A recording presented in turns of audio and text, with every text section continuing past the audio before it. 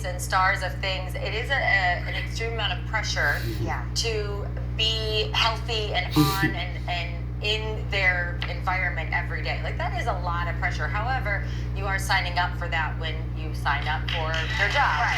Now, I'll just speak on the Broadway part of it, because I have been in many shows where the lead of the show is a star, such as like Bernadette Peters, or for instance like Hugh Jackman when he was in musicals, and you know the rush of coming to the show for that person. You know, on Broadway you have things called people called standbys. So they are hired to sit in their dressing room and only go on if, let's just use Hugh Jackman as an example, if Hugh Jackman calls out sick.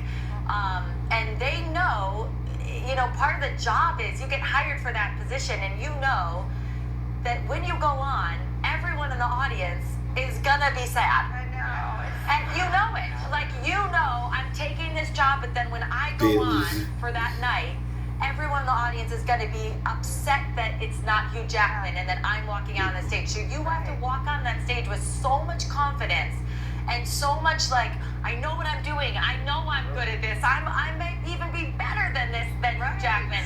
But you know everyone is wishing it was somebody else. So it's a ton of pressure on that person in that role. I never thought of it that way, actually. That's a good way to think of it. It's tough. I mean, and I think like this could work for any thing. I mean, I would just say, again, speaking on the Broadway part of it, those standbys, those understudies are so incredible. If you ever go to a Broadway show, if you walk into that theater. So you'd be against them getting a refund in that scenario on a Broadway. You'd be against them getting a refund. Yeah, because I know how hard those people work, and I know what they're putting into that job. Now, if it was a situation of like, I bought tickets to see Adele, and they were like, you know, she's sick, and all of a sudden you have to get a rain check.